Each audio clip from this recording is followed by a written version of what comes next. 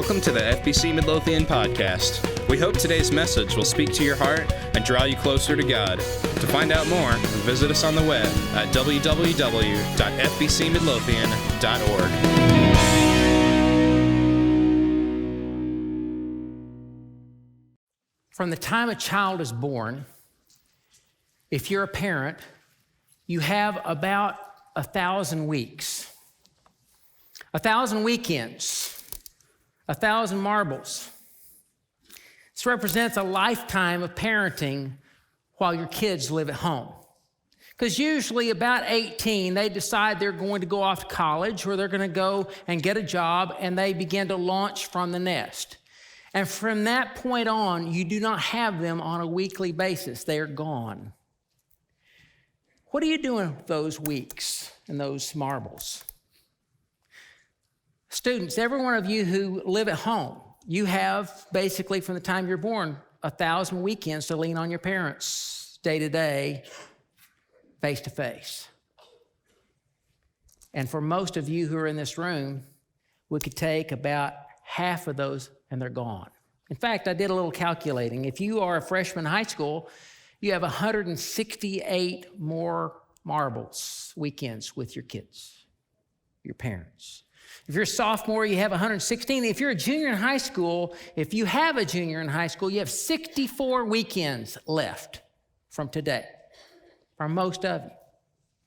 If you have a fourth grader, you have 428 weekends left. If you have a seventh grader, 272. Time is fleeting, and every day, another one disappears. Every weekend, gone. And you can't find them. You can't get them back.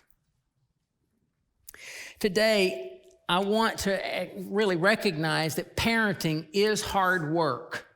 It's very hard work. It's hard to exercise maturity and discipline to do everything you can to make good decisions that affect your children. At the same time, you don't have to do a whole lot of thinking. You remember that being a child is hard, and being an adolescent or a teenager is hard. Basically, you're trying to make decisions while there's a war of hormones and growth plates in your body, and you're trying to figure it all out. It's hard work to ask a girl if she'll go with you, hang out with you. It's hard work to break into a new school or a new circle of friends. It's hard to go up to a cafeteria table where you don't know anyone. It's hard work to be a parent. It's hard work to be a son or daughter. And so today, I'd really like to work hard to talk about passing the torch so that we're all included. If you're a son or daughter, a student, a child, I don't want you to check out because we're going to talk about you too. It's a both and deal. Because when you're passing the torch of faith or maturity or life, there is one who extends the torch and there's another one who reaches out to grab it. And you can extend all you want, and if someone's not there to take it, it's wasted effort. And if you have a son or daughter that wants to take it and the parent withholds it, it doesn't work. It's a both and deal. So today I want to talk to you about parenting and being a recipient of that parenting. And today we're going to be looking at Proverbs. Proverbs is one of those wonderful books that you can read every single day. You can read a part of it every single day, and it's like you're getting your injection or inoculation of wisdom. And at the core of it, you have this conversation going between a father and a child. And so there are things that he'll write to the children. He'll be writing certain things to parents. And it's a great place to talk about this whole idea of passing the torch. And so today, I want you to look at the very first chapter as we talk about these 1,000 weekends, these 1,000 marbles that have been given to us who call ourselves parents. Proverbs 1 starts with the attitude of the children, the sons or daughters. And so I want you to pay close attention to this. This is what he says to those children, to his child. Proverbs 1 verse 8 says this, "My child, listen when your father corrects you. Don't neglect your mother's instruction. What you learn from them will crown you with grace and be a chain of honor around your neck." And then down in verse 23 in the same chapter, it says, "Come and listen to my counsel." And this is the parent. I'll share my heart with you and make you wise. You find a typo in your program, that's my fault, but it's not chapter 5, it's chapter 3 of Proverbs. Then we find out that the ultimate goal is for us to actually put our trust in what God does. Trust in the Lord with all your heart. Do not depend on your own understanding. Seek His will in all you do, and He will show you which path to take. See, at the core of growing up is this teachableness. At the core of approaching adulthood from a young age is that you've got to see yourself as ready to receive what God wants to give you, and often that is through your parents. It's not easy. In fact, everything in your culture, in fact, everything in your DNA will be pushing toward independence. That's normal, that's healthy. That part of us growing up is that every day we want to be able to control more things. We want to make more and more choices. That's healthy, that's good. And there's always this balancing act of where you are in that journey, whether you're capable. And frankly, for parents, it's a balancing act at all times. Can my son or daughter handle this yet? It's a both and deal. So the writer of Proverbs also looks back and he gives cautions to parents, and he tells us why he's writing this collection of great sayings and teachings. In the first chapter, you go back to the very first verse, Solomon kind of gives this intro, preamble, caution to parents. This.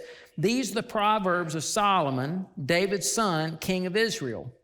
Their purpose is to teach people wisdom and discipline to help them understand the insights of the wise. Verse 3, he gets very specific. Their purpose is to teach people to live disciplined and successful lives, to help them do what is right, just, and fair. Proverbs talks about parenting, all about this is a journey of teaching and training.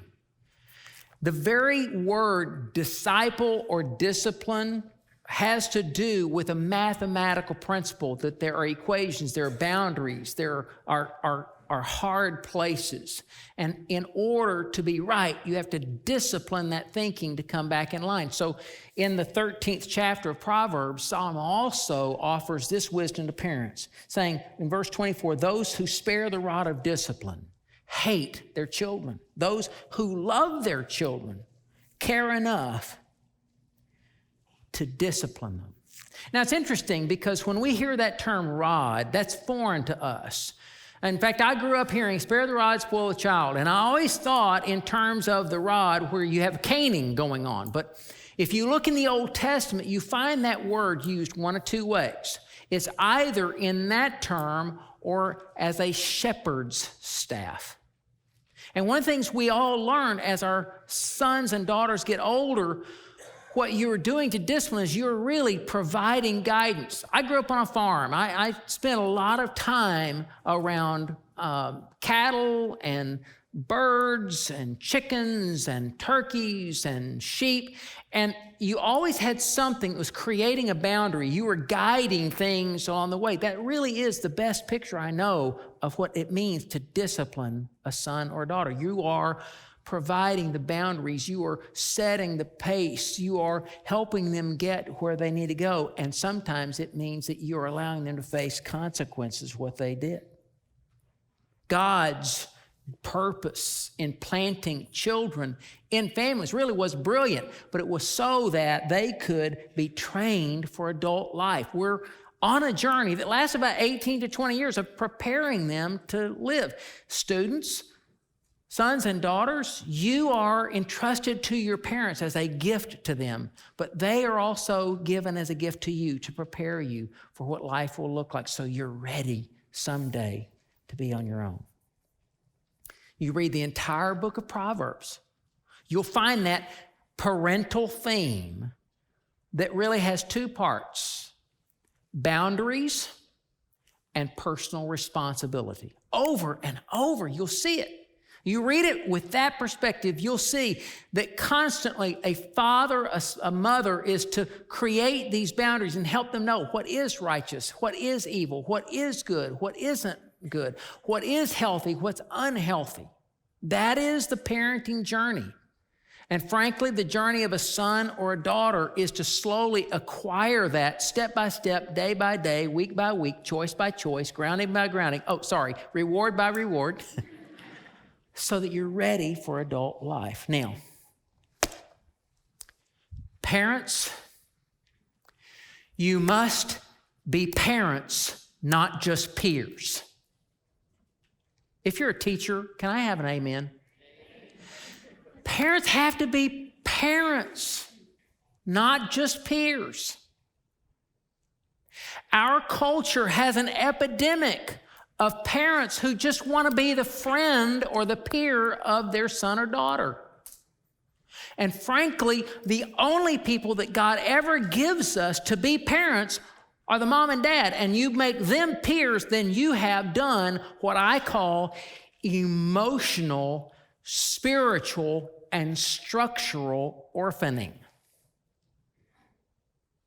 Or in other words, you have abandoned your children.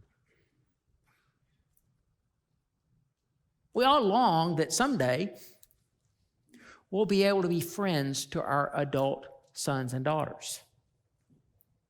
And most teenagers have said at one point, "Why can't you just be my friend?" I said it. I bet most of you said it at one point.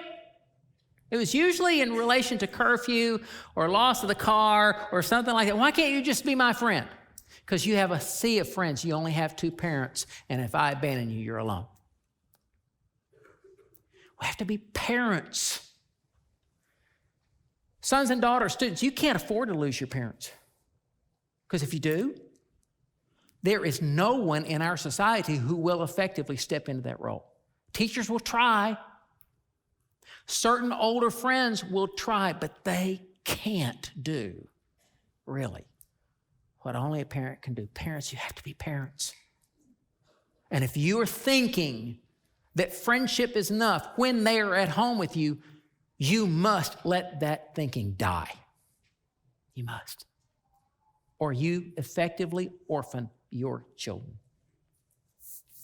Parents, you need to let them be responsible for developmentally appropriate decision making. There are times when you need to give them the chance to fail. You need to give them the chance to try. You need to give them the chance to face the natural consequences of their choices so that they learn. Because every time you do, you're giving them a miniature version of a consequence they will face in adulthood when the price is extremely high.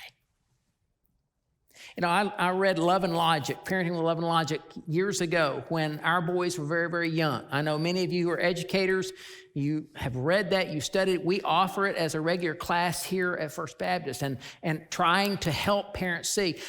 When I was putting that into place in our family, I remember how hard it was to swim upstream in our culture for that. In fact, one of our first consequence things was lunch. Every morning I'd get up and do my stuff, and about the time the kids got up, I'd make lunches. Kelly would get ready. She would go one direction. I'd take the boys and go to school. And we always had this checklist. Hey, you got your homework? Yep. You got your backpack? Yep. You got your lunch? Yep. Great. We're ready to go. We'd pull out of the parking lot or out of the driveway, go to the school, and we'd get there, they'd get out, have a great day, guys. I'd make the commute to work, get there, get started, phone would ring.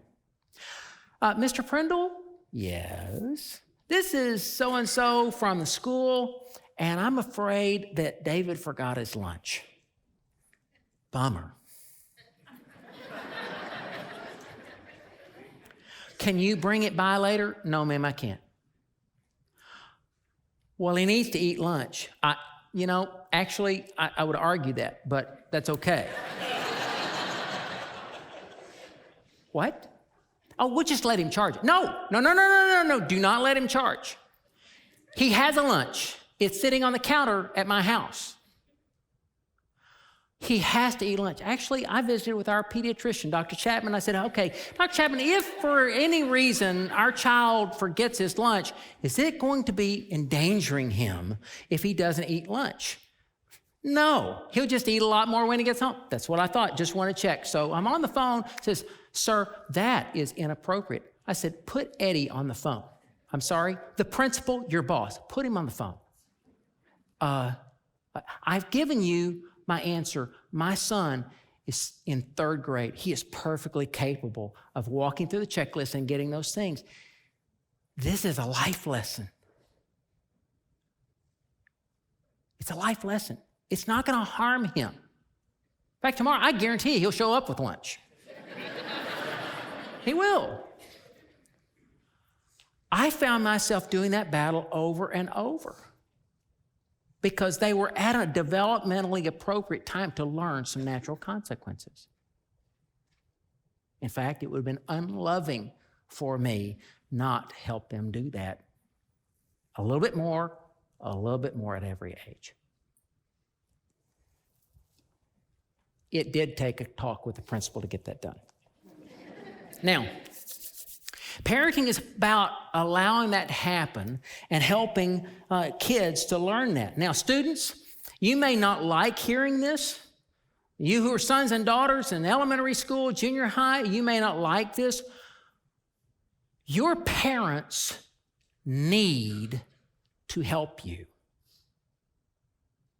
You need to step up to the plate and take responsibility they try to give you, but they need to help you because, well, we know things today we didn't know several years ago about you and about us.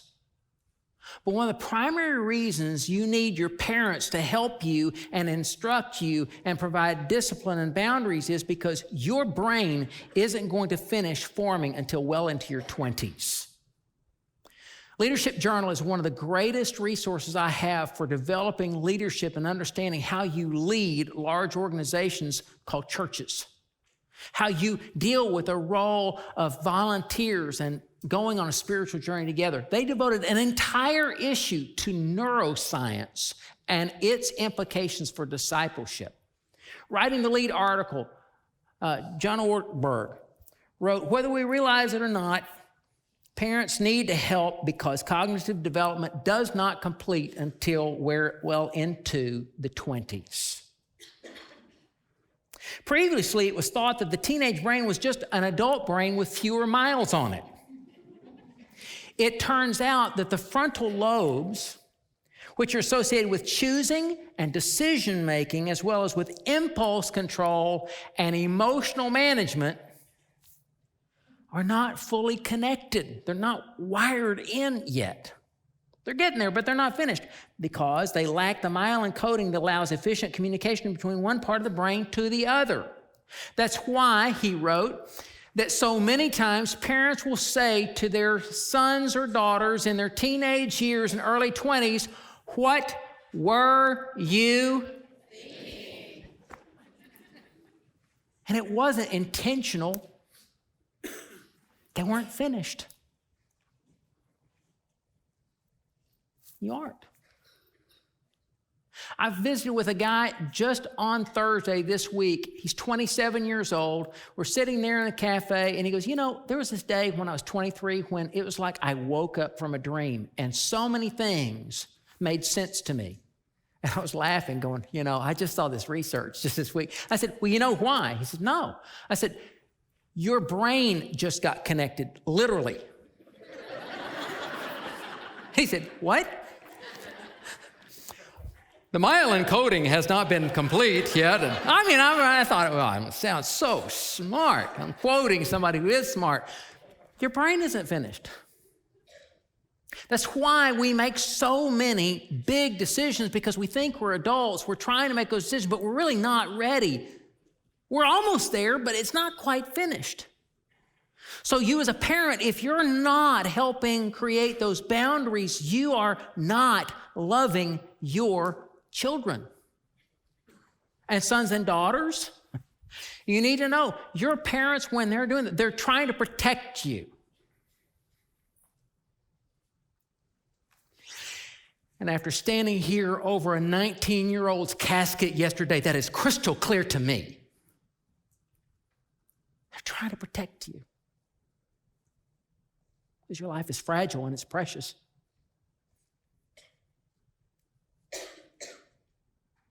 And sometimes it's one choice away from that life being snuffed out.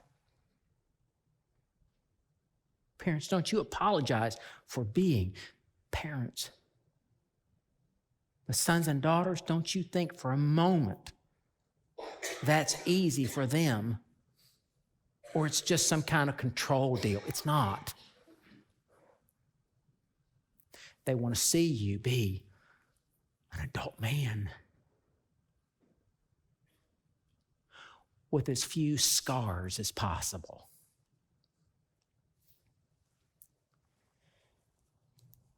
That's why the writer of Proverbs says in chapter 13, those who love their children care enough to discipline them. Now, what does that look like? We're on a journey when we are our kids. We're on a journey and our parents are on a journey. We are journeying toward adulthood together. And so there's a process to that. When you're born, when you're a baby, you are a pooping, eating, crying, sleeping machine.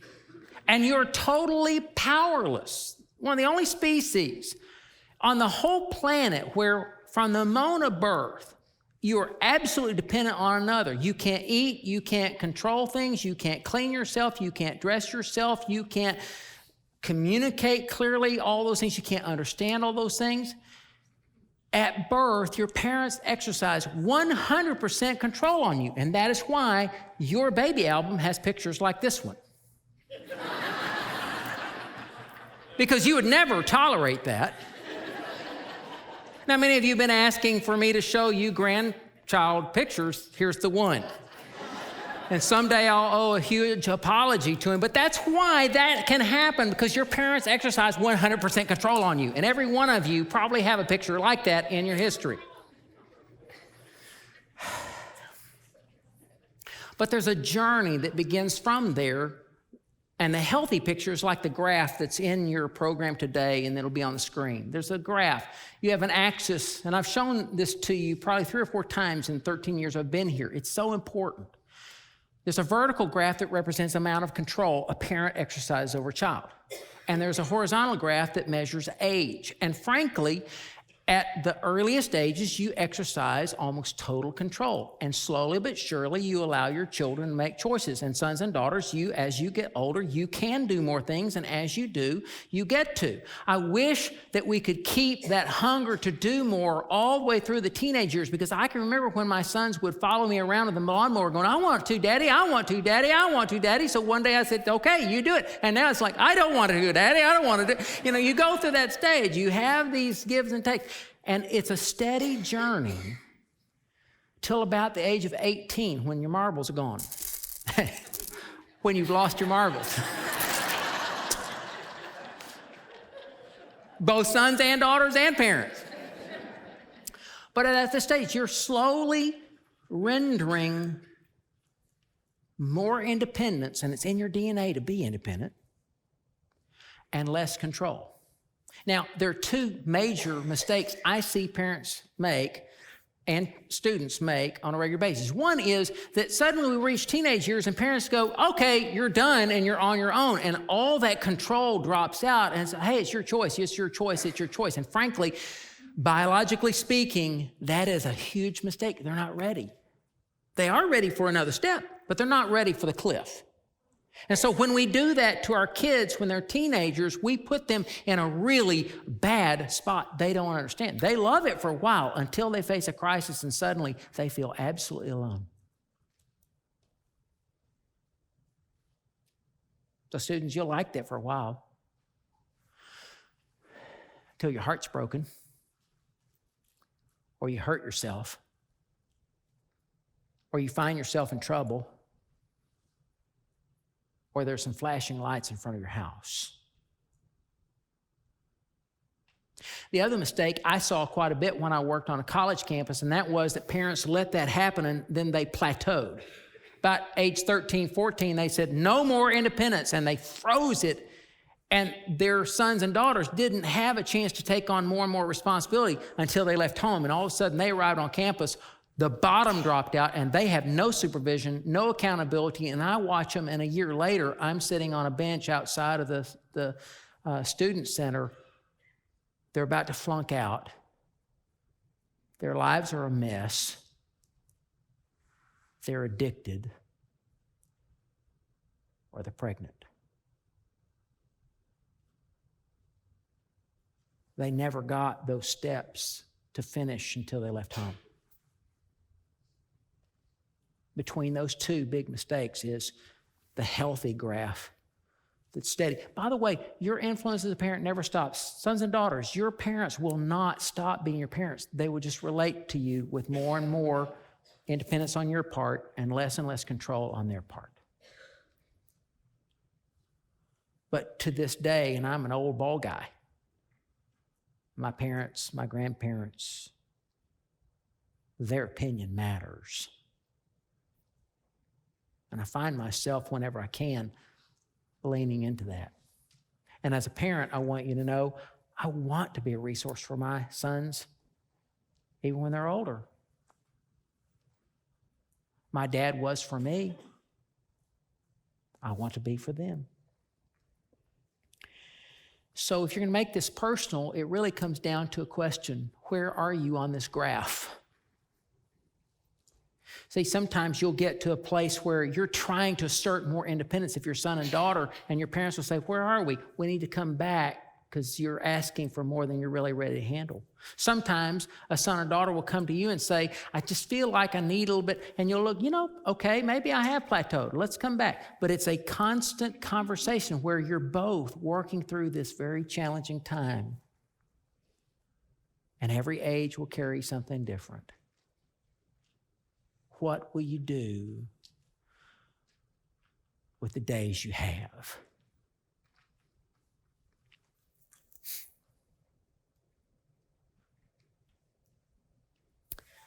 I've already lost all my marbles. And after they leave home, you realize this is gone. And you start numbering the weekends or opportunities you have. And so I did mine.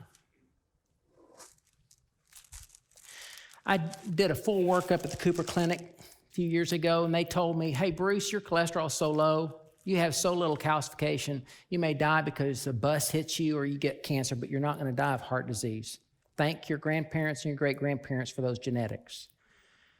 My grandparents lived until their 90s.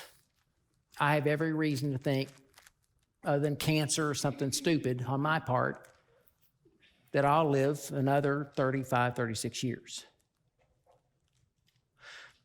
When your kids leave home, unless they live in the town with you, and some of you have that great pleasure, I don't, you can count the number of weekends you'll have with your children or grandchildren in single digits, 6 to 8.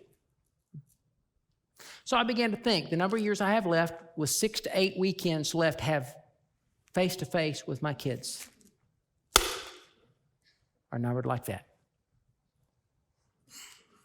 There are 216 weekends for the rest of my life.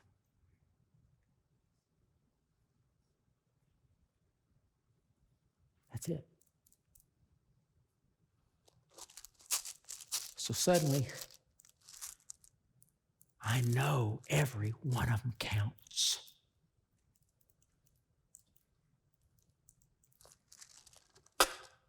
I don't want to waste a one. Do you? Do you? Do you?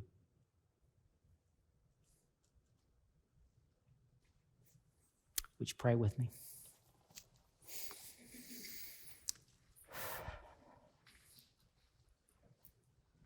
Father, life is so short. You give us children as a great blessing. You give us moms and dads while we're children as a great blessing. But it seems to me so often we don't appreciate each other. We don't relish that time until it's gone. And so I pray today that you'd help every son or daughter in this room who still has those weekends, those weeks face-to-face with their parents to be able to see their intentions for what they are. And that you get every father and mother the chance to see their kids as a great entrustment, a great endowment of wonder, of challenge, of joy. Help us all during this season for moms and dads to truly, slowly but surely pass the torch of adulthood and faith, and help every son and daughter to reach out and slowly take the grip of that torch and move toward adulthood and maturity.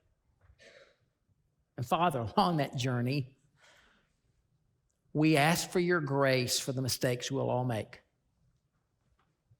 for the apologies we'll make to each other, for the times when we will savor that relationship and times when we will resent the relationship. And Father, on the other end of that, we ask that you bring us through with healing and hope in our hearts, that your design for us, that we might be prepared, would come to fruition for every son and daughter. And the joy of seeing legacy would come to every father and mother.